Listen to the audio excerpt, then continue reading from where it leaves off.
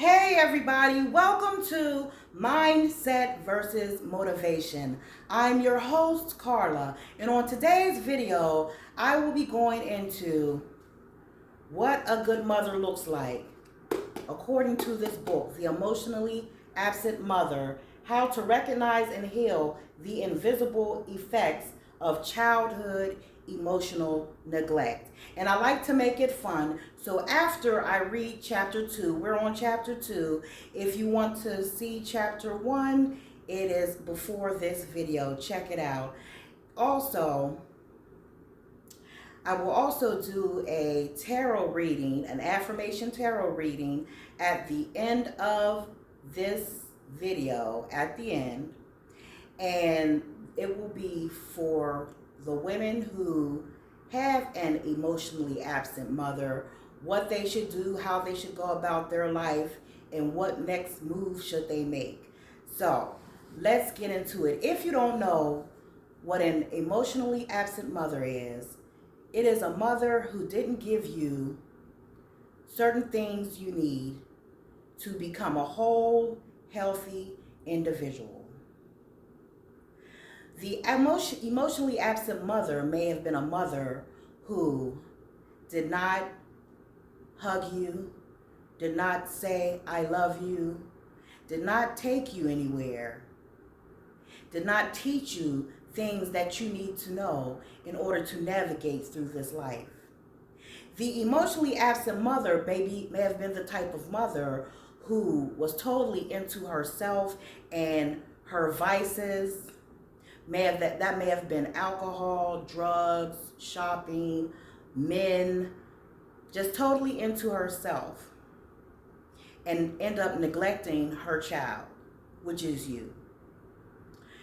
You can heal from the effects of an emotionally absent mother, but you have to do the work. And this channel is not just about childhood trauma. This channel is about becoming more resilient, being stronger, not allowing people to walk over you.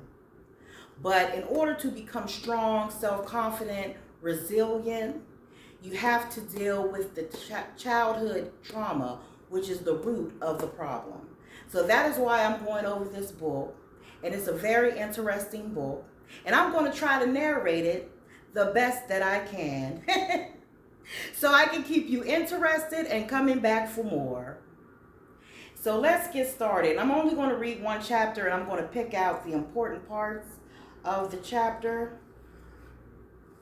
So chapter 2. Please hit the like button on your way in. Also subscribe and hit the notification bell, the all notification bell, when you want to be notified when I make another video. Chapter 2. The Many Faces of a Good Mother. The perceptual world, and specifically the visual world, of the infant contains many experiences of the same few objects, yet each experience is quite distant and different, so much so that from the infant's point of view, they seem to be different objects.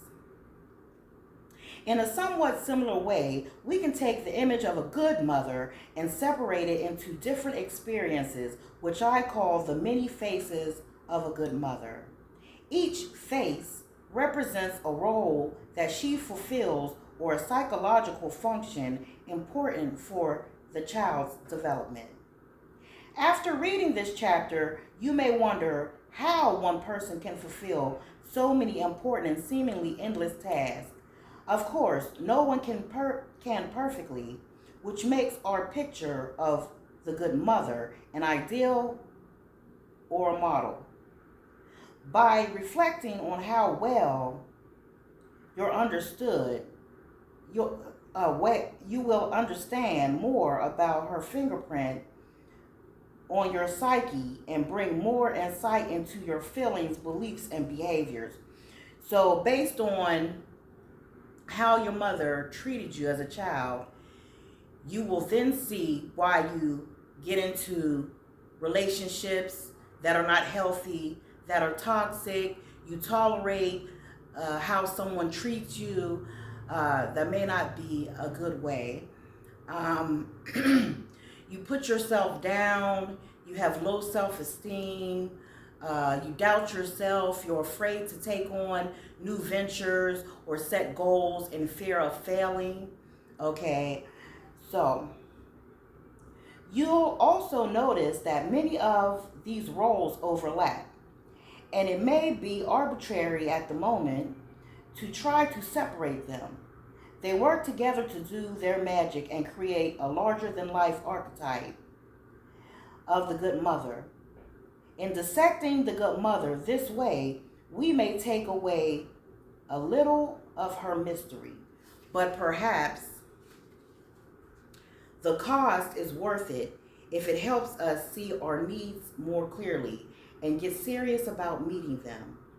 Please keep in mind that although I'm talking about these as functions of the mother, they can be fulfilled by any caregiver and are not strictly limited to biological mothers. Fathers, grandparents, nannies, daycare workers, extended family members, and even figures found later in life can provide some of these important nutrients. The 10 faces are as follows. Mother as source, mother as place of attachment, mother as first responder, mother as modulator, mother as nurturer, mother as mirror, mother as cheerleader, mother as mentor, mother as protector, mother as home base. So I'm going to go into details about what these specific attributes are. Okay, but I'm not going to read the whole thing. Okay, so mother as source. Mother is what we come from and what we're made of. In mythology and religion, this source is often depicted as some kind of mother goddess, often an ocean goddess, just as life is thought to have evolved from the ocean. Human life evolves from the mother and more, specifically the womb. So basically the womb is the ocean could be a symbol of the womb. When the child has a positive experience of mother, he gets the sense, I am mommy, I come from her, I'm part of her, I'm like her. This becomes a building block of identity. Now, if you don't know, the first 7 years of your life is the most formative years of your life. So this is important, and that is why childhood trauma can, really affect your adulthood, So let me continue. Unfortunately, not everyone has an experience of mother as source in a positive way. Some adults, through an experience of age regression in hypnosis or any kind of depth work, recover memories of the womb as a toxic environment they are trapped in. They have a strong sense of being of, but it's an icky of, from which they would rather be separate. This also happens with engulfing mothers who are not experienced in a positive way. Then there is the experience of children put up for adoption whose source has, at least on a subjective level, rejected them. They are in a complex situation of being both of this first mother since she gave birth to them, and also not of her, because they don't continue to belong to her. Sometimes it's challenging for them to develop a firm sense of belonging to their adoptive mother.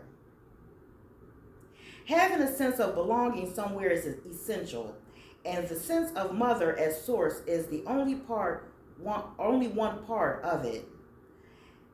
As well, as we'll see, it also comes into play when we experience mother as a place of attachment.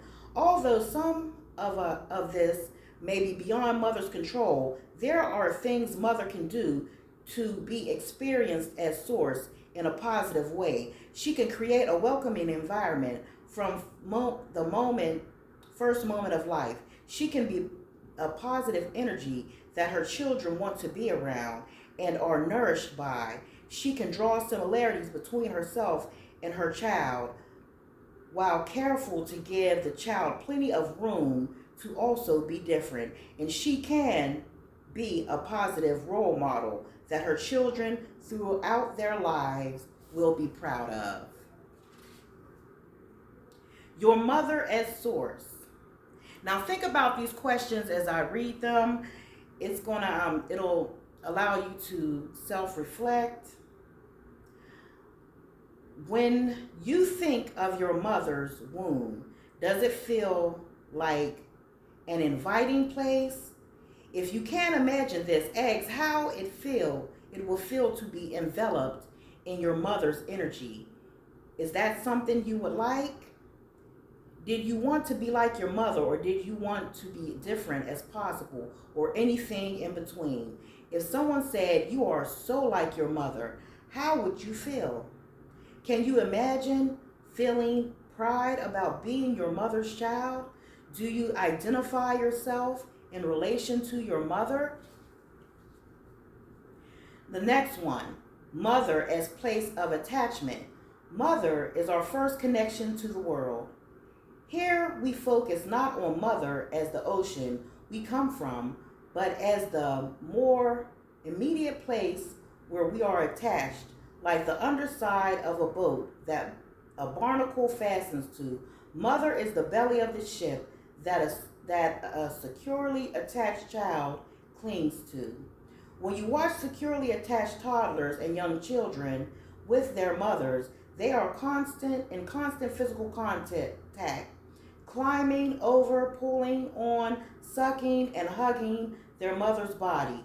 Even an older child will take mother's hand when scared. As we learn below, attachment is not created just through body contact, but also through the mother's attunement and responsiveness to needs.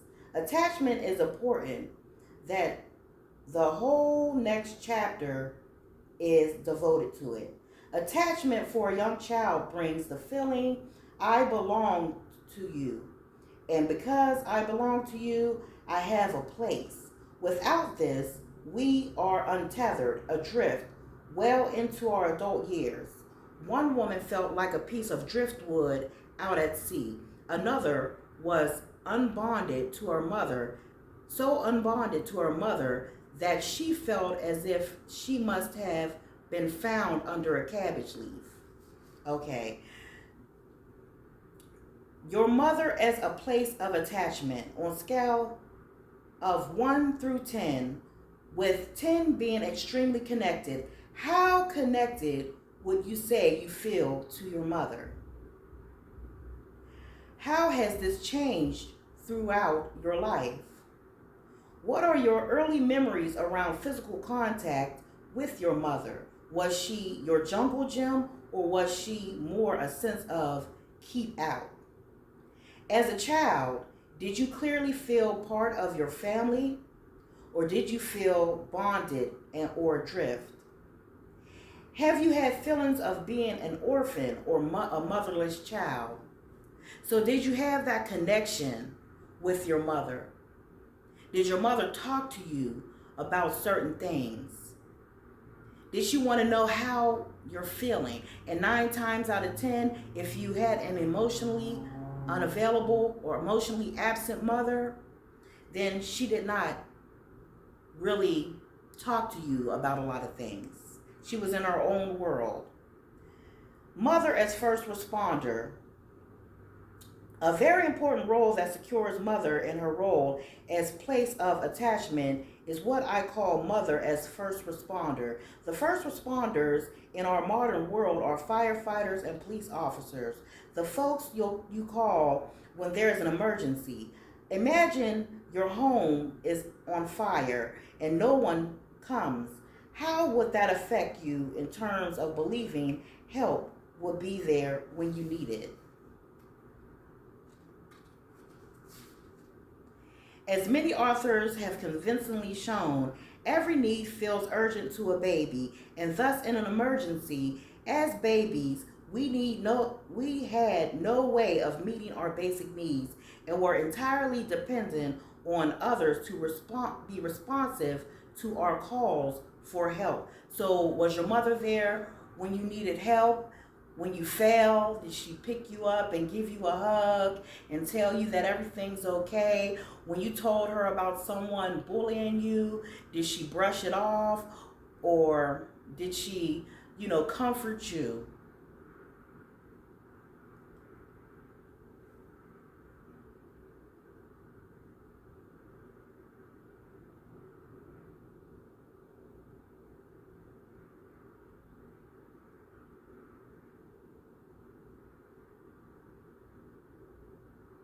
Your mother as a first responder.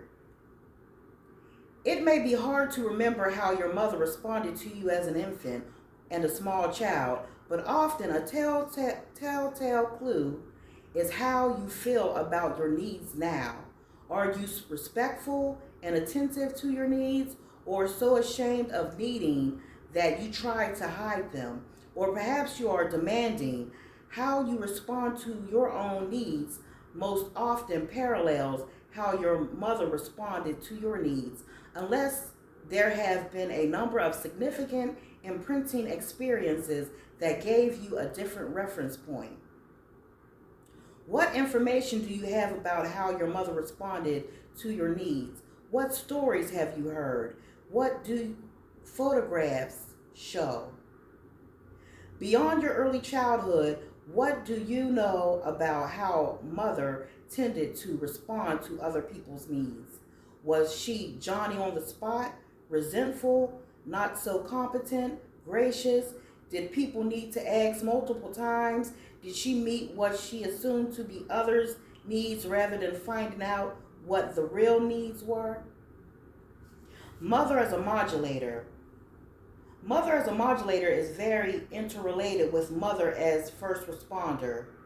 But by tilting the picture just a little bit and giving it a different name, we see it in a different way.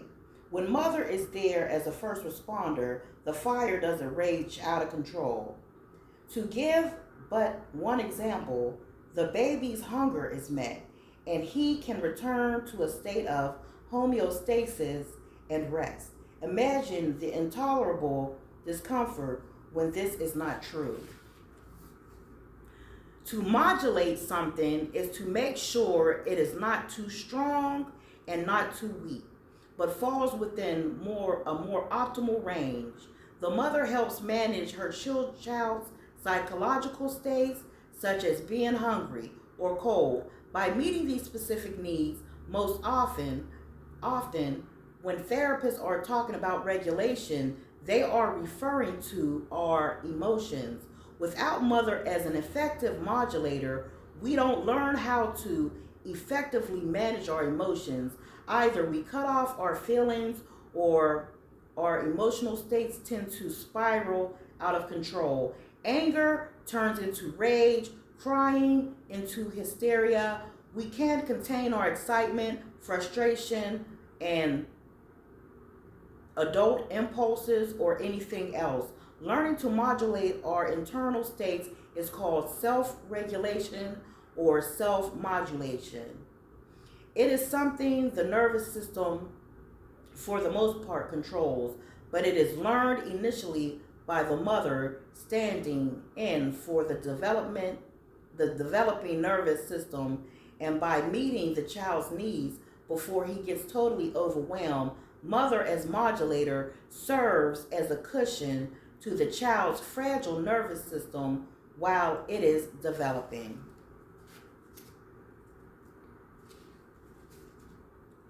Your mother as a modulator. What do you know about your mother? What do you know about how your mother responded to your needs in infancy? How available was she? How many other children was she also caring for? Was she depressed or absorbed elsewhere? What philosophy shaped her parenting? Was she influenced by the school of thought that told parents to let their babies cry it out? Do you remember times when your mother provided reassurance or comfort when you were in distress? Did she help you through the hard times? Is your mother, or was she, good at regulating her own physiological needs, attending to hunger, thirst, need for sleep, or contact, for instance? Can she regulate her own emotions, keeping them in a moderate range while still truly feeling them? Was your mother good at tuning into your emotional states? Did she seem to care about them? Did she teach you how to constructively manage emotions without simply suppressing them? Did she model healthy expressions of emotions? Mother as nurturer. An essential aspect of the archetype of the good mother is to be nurturing. And we've all heard that. You know, the woman is the nurturer, mothers are the nurturers. Okay. Even in the animal kingdom, the female is the nurturer, you know. And an essential aspect of the archetype, okay, nurturer. Mothers provide both physical and emotional nourishment, often are experienced together, as in breastfeeding. A mother feeds her baby her body and her love, but both are necessary for the baby to survive and to thrive. Children seem to have an inherent ability to know when emotional nourishment is genuine. It truly does feed them. And when it's fake, a mother can profess to be very loving and involved with her child, and she can gain considerable recognition from the world for this, but the child will feel a hole in his soul when mommy's love isn't genuine. It doesn't matter how many pronouncements mother makes on how impeccable she is about physical care. If there isn't a sense of real contact and caring, the child will not experience mother as a source of nurturance. Okay, your mother as a nurturer. As a child, did you feel like your mother did you feel loved by your mother? What memories support this? What do you as an adult know about this? Perhaps you recognize that she did love you, but was severely limited to her ability to express it, or that she was unable to love, or perhaps you see that you were unable to let it in. On a scale of 1 through 10, with 10 being extremely nurturing, where would you rank your mother in terms of being nurturing? How has she nurtured others? Mother as mirror. A mother's role in providing reflection is one of her most important. It is how children feel known and come to know.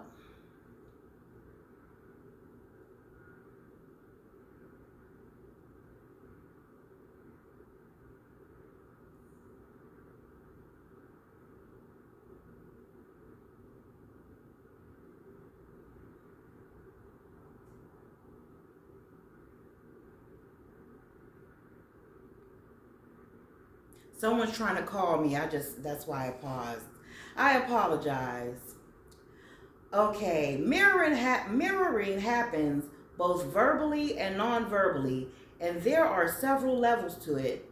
The first is one where children feel connected, met.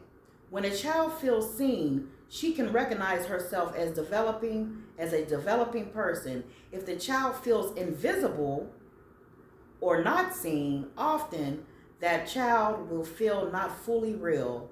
So the most fundamental message of mirroring is, I see you, are you real? Psychologists and others who study human development report that those qualities that are recognized in a child's development, whereas those that aren't, often wither away. Think of the way children learn language. As linguists have noted, children start out making sounds from many many languages, but only those sounds that are part of the parent's language are reinforced. And the other sounds fall out of the children's vocabulary. Similarly, emotions that are not seen, behaviors that are not seen, and qualities that are not seen or not supported either fail to develop or go underground. Verbal mirroring involves saying things like, "You're really angry," or "You're sad right now." Verbal mirroring helps a young child identify feelings and helps people of all ages feel heard.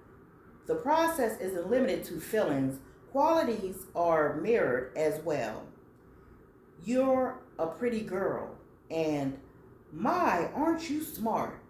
are other examples. Okay, so let me fast forward. Your mother as a mirror. Do you feel that your mother saw the real you? What gives you this impression? What nonverbal expressions, if any, stand out in your memory of mother's response to you? Tone of voice is also included in this category. What did these communicate? Was she good at verbally naming and reflecting back your feelings and needs? If not, any ideas about why not? What are some aspects that she was best at mirroring? And what aspects did she miss? For instance, she may have acknowledged your intelligence, but not your feelings. Did your mother know you well enough to serve as a compass, recognizing when you were not being true to your own nature? Now, mother as a cheerleader. And this is especially important to me. Mother as a cheerleader. Let me pause on that. All my life, I have been self-motivated. How did I become self-motivated? Because no one motivated me. Even as a child, I was talented in poetry. I was talented in art. I was talented in, now fast forwarding today, writing. I was very smart. I was a gifted student, gifted child. Fast forwarding to today, I'm talented at barbering. I'm talented at sewing. Never did my mother say, "Oh, that's great. Oh, that's wonderful." It was always something like, "Oh, really?" Or a laugh, or, for instance, when I told my mother I was going to fashion design school, and she said to me, "How could you afford?" She laughed first and then said to me, "How will you be able to afford fashion design school?" And I said, "You know what? I'm going to do it, and God will make a way," because I asked her to co-sign my loan. So she didn't do it. 3 years later, I attempted to go back to school, and I was accepted, got financial aid, I had good grades, I won awards and contests, I got my bachelor's degree in fashion design and marketing. So I accomplished the goal, but I had to push myself. I had to motivate myself. And that's why it's important for mothers to be their children's, your children's, or their children's cheerleader. Children and people need someone behind them, rooting them on. Now, on this channel, I'm going to teach you how to be your own cheerleader. So if you didn't have that mother that was a cheerleader when you were trying to do things in your life as a young adult or as a adult, if she wasn't there for you in that manner, I'm going to teach you on this channel how to motivate yourself. I'm going to teach you on this channel how to be strong. I'm going to teach you on this channel not to doubt yourself. I'm going to teach you on this channel not to fear anything. I'm going to teach you on this channel how to go for it, okay, without anybody cheering you on, because you want to have that internal mechanism and you want to be constantly rooting yourself on, cheering for yourself, poms and all. So let me get back to it. I want to make this video too long because it's going to take really long to download. Okay, so mother as a cheerleader. Let me pause 1 second. I'm getting parched. 1 second.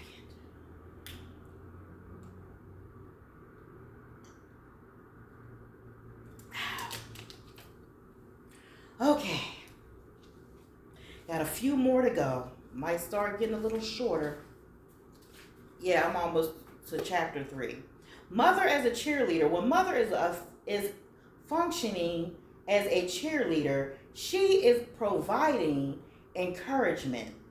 This has some similarities to mother as admiring mirror. The role is expanded here to include more active encouragement, praise, support. The message is, you can do it. I know you can. I'm behind you. This support and encouragement is very important during the stage of exploration, 18 months through 3 years of age. When the child is first moving into the world, we need someone who is not only behind us, but also actively with us. In Giving the Love That Heals, a guide for parents, best-selling author Harville Hendricks and Helen Hunt describe how a good mother does this. She is consistently warm and available, taking time to allow the child to satisfy his curiosity and share it. She praises his success and applauds his discoveries. She creates opportunities for him to discover more than he could on his own, and makes a conscious effort for these explorations to be fun and filled with laughter. Cheerleader messages might also take the form of, I'm with you, or I'm right here. Messages that are helpful when we're stepping into the world on wobbly feet. We all need cheerleading at different times in life. It is especially helpful when we feel intimidated by tasks. In cases where we may not have all the skills needed, it is most helpful when paired with mother's role as mentor, which I discuss next. A mother may have difficulty cheerleading for several reasons. Let's get into the reasons. She may be so undermothered and so unsupported herself that she does not know about cheerleading. She may be more focused on her own needs for support. She may be unaware of her child's needs, or she may be threatened by her child's achievements and growing autonomy. And that's very common in some mother-daughter relationships where the mother is jealous of the daughter. That's very common. Encouragement has to be tailored to the child and must be realistic.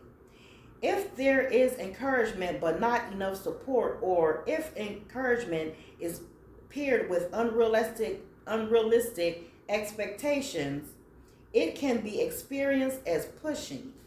Okay, so let's get to the questions. We are almost through with chapter 2. Almost through with chapter 2. Your mother as a cheerleader. Do you think your mother was available and able to support your early discovery of the world? How was your mother at showing enthusiasm for your accomplishments?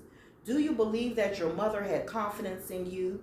You may have the sense that she believed in your capacities, but just didn't dawn. Okay, maybe that's a typo. Don the cheerleading suit, I guess.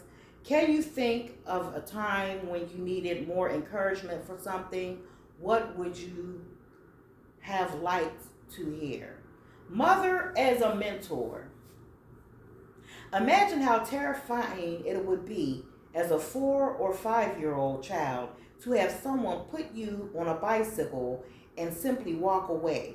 When mother is there as a mentor, she functions much like a set of training wheels. The role of training wheels is to help steady you while you're learning, to provide support so you don't fall on your face. The function we're focusing on right now is that support and guidance, calibrated help. We could also talk about mother as teacher or guide. The task may at times involve modeling, such as showing showing a child how to ride a bicycle. Developmental psychologist and author Louise Kaplan uses the analogy of a stagehand in a theater. The stagehand helps with behind-scenes support that allows someone else to perform successfully. Okay. Many of the parents who have the most critical, punitive reactions to their children are those who expect too much and think the child is intentionally being obstinate. Say, when she lacks the fine motor coordination needed to drink a glass of milk without spilling. Being a good mentor thus requires several things.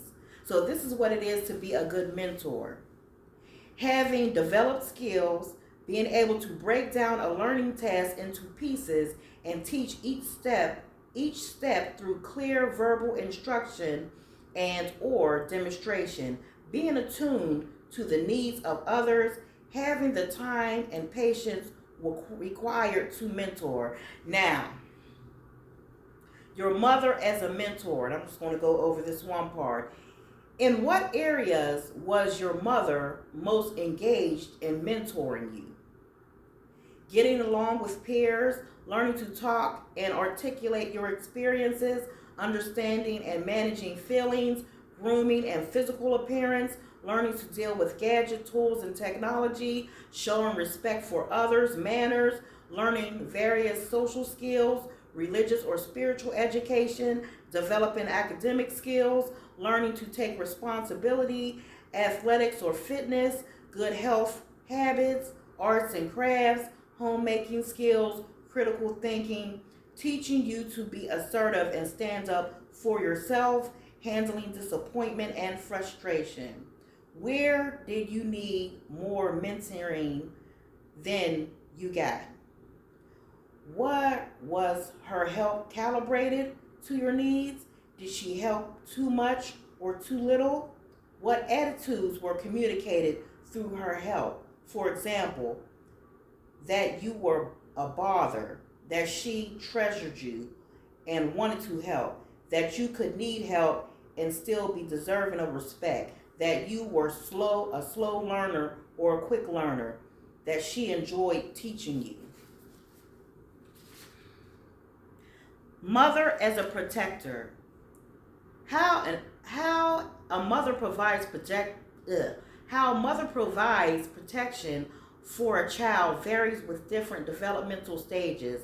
At first, it involves providing a safe enclosure. The womb is the initial enclosure, and the symbiotic, undifferentiated relationship is the second. Within this, the child does not feel separate, so the qualities of mother being and her feelings for the child are all part of the environment the baby exists within. The child needs to feel safe there.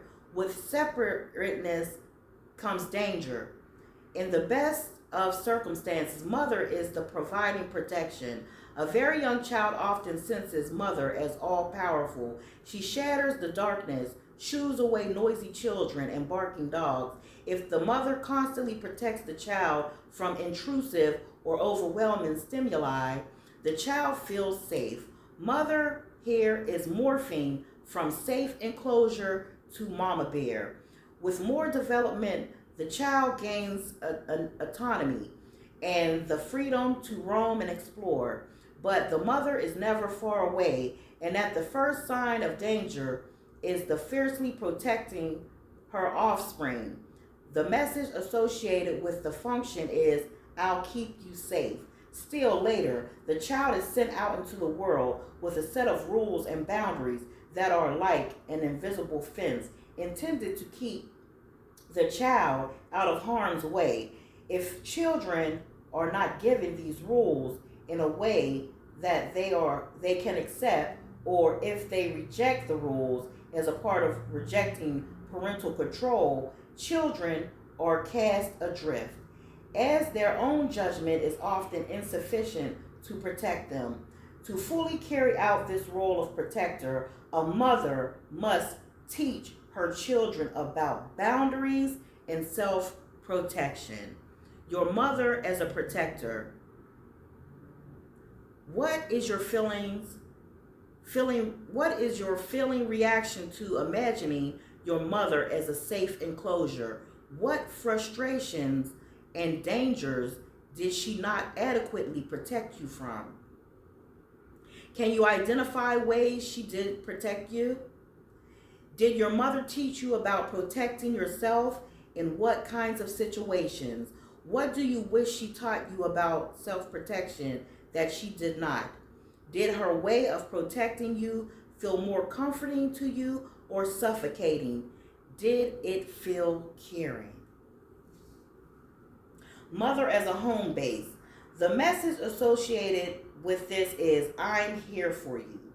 When you really take that in, then even in adulthood, you will reference mother as the place you can always come back to for refueling, comfort, and support. When the world beats you down, when your marriage falls apart, when your feelings are hurt, you can always turn to mother. This is similar to the period of development called rapprochement, where the child is first separating from mother, venturing into the world, and yet goes back and forth, returning to mother for psychological refueling. Mother is our first home base, later replaced or partially replaced, if she maintains that role, by subsequent relationships and whatever we identify as home. But be it community, country, place, or something else, if mother is not consistently available, is self-absorbed or absorbed elsewhere, is erratic and unstable, or unable to be emotionally present for the child, then we don't experience her as home base. There is no mother's lap. This may show up in adulthood as difficulty establishing a sense of home. Your mother as home base. There may have been times, both in childhood and adulthood, where you turned to mother for help. What happened? If you did not feel comfortable turning to her, notice how that feels in your body and what self-protection comes up. What do your inner voices say to you? When any one of these essential functions is missing, it leaves a hole in our development. Understanding what holes are there is the first step in eventually filling that hole. We will return to the issue of making up the specific deficits later in the book. Working through this chapter may have left you feeling a bit glum.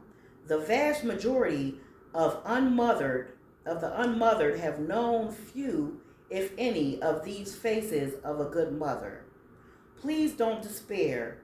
None of these holes needs to be permanent.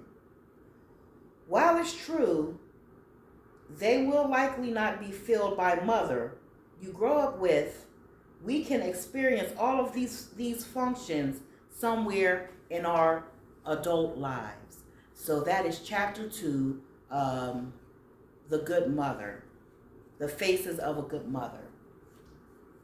So let me go into the tarot reading And I'm going to make it pretty quick because we're at 45 minutes. I'm glad you stuck around. Please hit the like button. Please share if you know this information will help someone. And hit all notifications. Okay, so this is the angel deck, and I'm going to read the card. I'm going to give my download. I'm going to read the title of the card, and then I'm going to give my download. Then I'm going to read the card's definition. Then I'm going to go into the book. I'm going to do it different this time, so you can get the book definition. Spirit, please give me the information I need to share with the audience or whoever it resonates with as to what they need to do with the situation with their mother or the feelings of their mother if the mother is no longer in the earth realm. I need your guidance. Speak to me.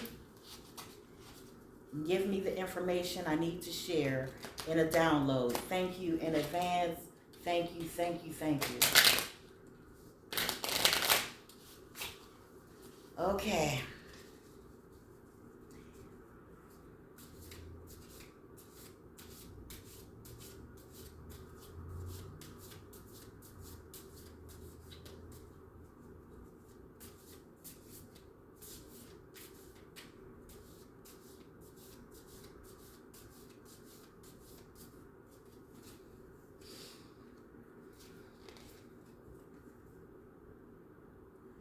A windfall of abundance. Ooh, somebody out there is going to receive a windfall of abundance. Money, so much money that you won't even believe that you are worthy of it. Once you heal the mother wound, the mother wound is holding you back, is keeping you stuck. You're focusing too much on your childhood trauma, which is understandable. But, okay, you've recognized it. You've recognized you have a problem. Now it's time to fix it. Now it's time to address the dark feelings, okay? It's time to bring them up to surface. So, like a wound that is bleeding or that is infected, you have to allow it to come to the surface. Now you have to apply the ointment. The ointment is self-help books. The ointment is meditation. The ointment is energy healing. The ointment is prayer. The ointment is meditation. And you need to do those things so you can dress the wound, so you can heal, so you can be free, so you can lighten up your load, so you can be abundant and be open to receive this windfall of abundance. An increase in abundance is arriving in many different forms, some of them unexpected. That's what I said. Be open to receiving. That's what I said. And know that this abundance comes to you to support your life purpose, health, and charitable work. Okay, now let's see what the windfall of abundance is. Oh, I don't even think I'm glad it's alphabetically ordered, in alphabetical order. I'm like, wait a minute, I'm already, okay. Windfall. Oh, it's probably the last page, W. Windfall, okay. Windfall of abundance. Great news. This card heralds a financial windfall, an expected payment, or an unforeseen increase in your abundance could be on its way to you. The angels guide you to keep your heart and arms open with gratitude and graciousness in receiving. It is important to recognize this windfall, whether it occurs in one lump payment or represents a gradual rise in income. In either case, the angels of abundance want to remind you that a wise and responsible use of your funds ensures that you stay in energetic flow of abundance. Paying attention to divine guidance, your intuition, and signs from heaven is the best way to hasten the arrival of your windfall now. God and the angels cannot directly intervene into your life, but they can give you subtle nudges in the right direction, sudden bursts of inspiration, an unexplained desire to travel, or even the impulse to contact someone can be a sign that will directly unlock the financial tide surging your way. Good news. Good news. I like to see cards like that. Good news. Somebody about to be paid. Ooh, I'm in the money. I'm in the money.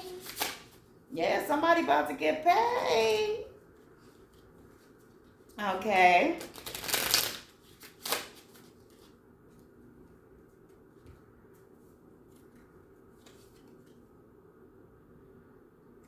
Attracting, not chasing. Okay. Some of you all are chasing money. Some of you all are chasing relationships. Some of you all are chasing love. It's time for you to learn, like I had mentioned earlier in part of this video, about fixing your energy so you can start to attract. Okay, it's all about attraction. Okay, the mother wound is holding you back, like I mentioned earlier. The mother wound is holding you back. It is blocking your blessing. Okay, so if you want to rise above, if you want to attract better things, open up your mind. Start filling your mind with positive information. Stop hanging around negative people, and you will begin to attract. Okay, it says anything or anyone you chase will run the other way because of the fears of underlying chasing energy. Instead, attract what you need by sending out love, gratitude, and welcoming energy. Now, I'm going to read from here. Attracting, not chasing. Oh, it came right to the page. Dear one, this card indicates that perhaps you've been chasing money or some other object of desire. The angel of abundance reminds you that whatever you run after runs the other way. The underlying fear that compel chasing behavior are the very same ones that result in lack and disappointment. Instead of chasing, attracting can bring your desires to fruition. Attraction happens when you speak positively and hold positive thoughts and visions about your manifestations. You love them into reality. Every day, send a gratitude and a love to whatever you're dreaming about. Welcome it into your life. Thank it for being a part of your experience and take love-based action steps as you are guided to rapidly bring about this manifestation. I'm going to pull one more card from this deck because we're almost at an hour. Please hit the like button if you're enjoying this. If it resonates with you, please hit the like button. Please, please, please. It helps me out a lot. Hit the like button, subscribe, and also hit the all notifications bell. Thank you. Okay, one more. No more complaining. No more complaining. Okay, some of you out there, this message is for whoever it is for. You've been complaining too much. You're missing out on what you should be grateful for. You complain about your job. You complain about your car. You complain about your kids. You complain about your family members. You get on the phone and complain to other people about what you're complaining about. Okay, it's time to stop complaining. It is time to open your eyes and have gratitude and recognize the things that are going well for you in your life. And then you will start to, like the card said, attract more positive situations. More helpful people will come into your life and help you reach your goals, whatever that goal is. Okay, and it says, complaints are affirmations of victimhood, which is never true spirituality. Take back your God-given power by affirming that you have an abundance of choices and freedom. With your increased confidence and assertiveness, watch these positive affirmations blossom into your reality. No more complaining. Let's see.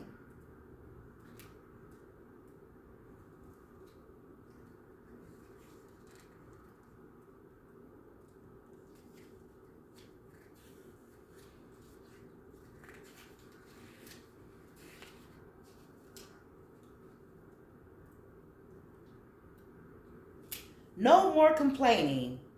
This card is a clear reminder that complaining about finances or the economy is a sure way to manifest money worries. Complaining is an affirmation of victimhood, stating that someone else has power and control. To take back your own power, you'll need to avoid complaining or blaming. This doesn't mean that you should stuff down financial fears or pretend everything's okay. Rather, the angels are guiding you to elevate your feelings and thoughts so that you can receive the support you need. Help from others. Try this. Go go a whole hour without complaining, silently or aloud, and notice how you feel. Then go another hour and another. Work up to going 24 hours without complaining as you build your faith and positivity. Just as complaining instantly attracts something new to complain about, so too does positivity attract wonderful experiences and feelings. You might even form a pact with a friend whereby each of you points out when you hear the other one complaining. Since complaining can be an unconscious habit, this partnership can help you fine-tune your new abundance vocabulary. Okay. I'm going to... Oh, my light went out. Wait, uno momento. Un momento. What is going on with my lights? Give me a second. We're having technical difficulties.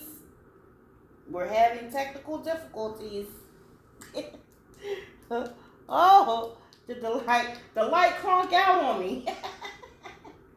Oh no. Okay, I guess I gotta go buy another light. The thing clunked out on me. The show must go on. Okay? I got this light over here, so the show must go on. So, bear with me, people.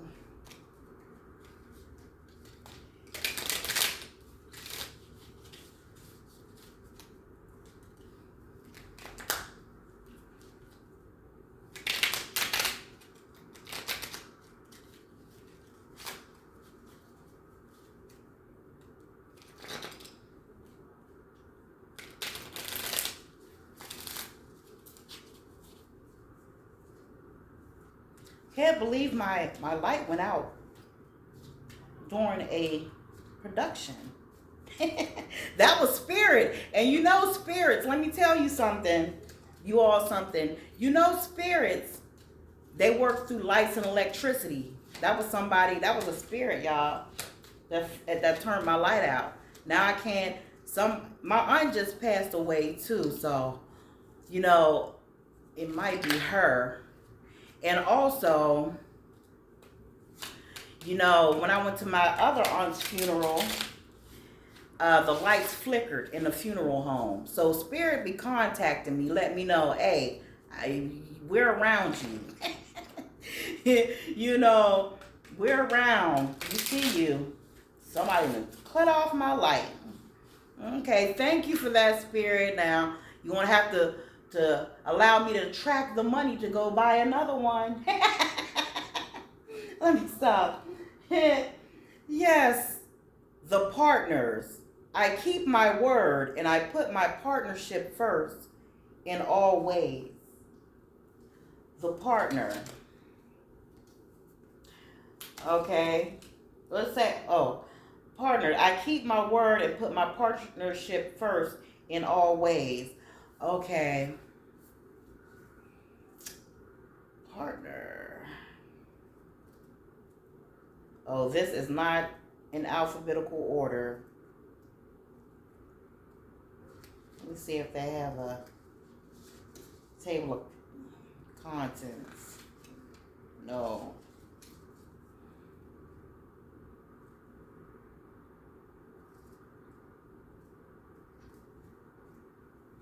It might LMNOP. It might be let me see, the truthful.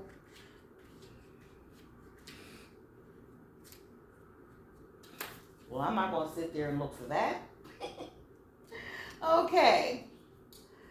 So the last card, and what you need to do, then I'm gonna top it off with a quote. And when I do my quote, I just flip the pages, and whatever it lands on, that's your inspirational quote. Whatever it lands on.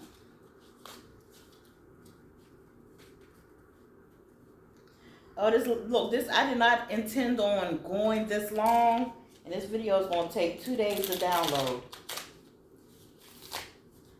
Okay. If you never try, you will never know.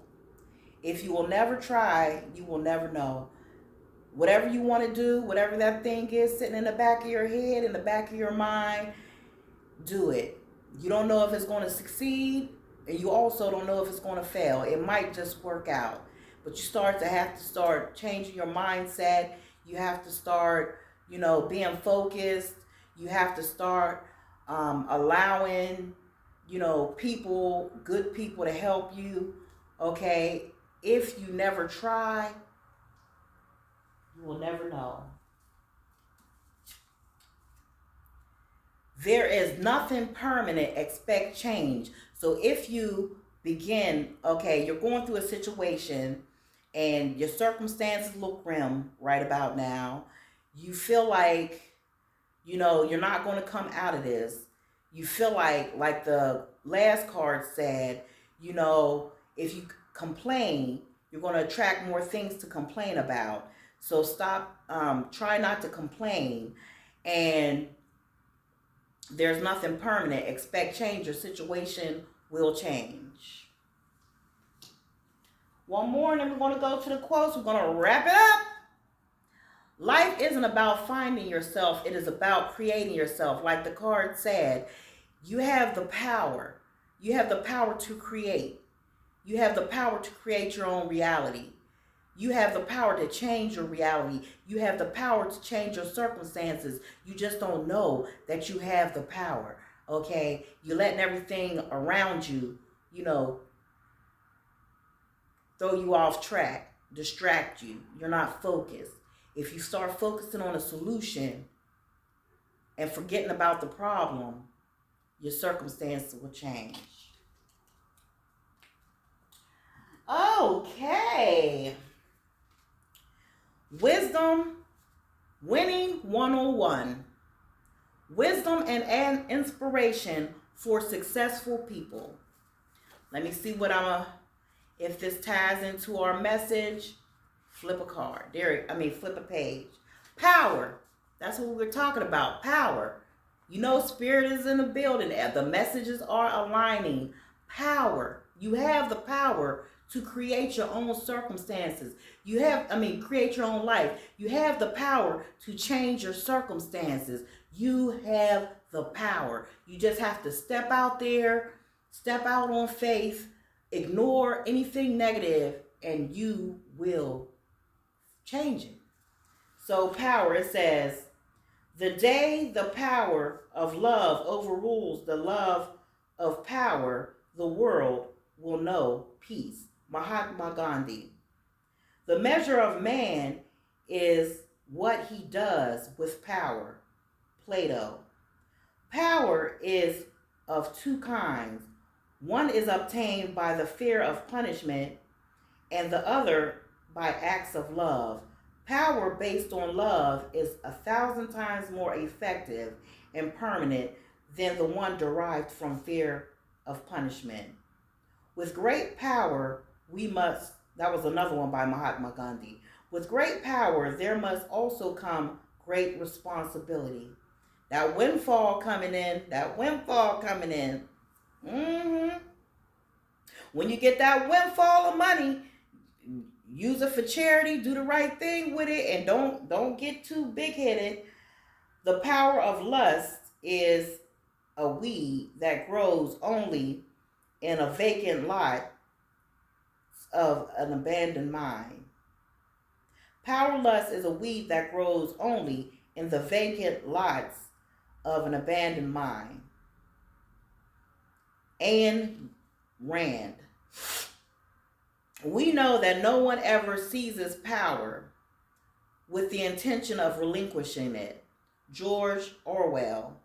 And power without compassion is the worst kind of evil there is. E.J. Patton. It is said that power corrupts, but actually it is more true that power attracts the corruptible. The sane are usually attracted by other things than power. David Brin. You must choose not to relinquish your power to misconceptions, fears, painful situations, or people. That's what we've been talking about. Painful situations, childhood trauma.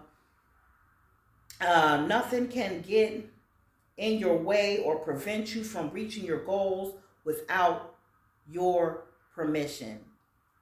That's a good note to end it on. Sherry Prentice, MD. That's all I have for this video. Once again, hit the like button, share, subscribe, and I will see you on the next video. I hope this video helps someone and this message is meant for someone out there. And by the next time I jump on here, I will have another light. Thank you, Spirit, for trying to sabotage my stream. I'll see you on the next one.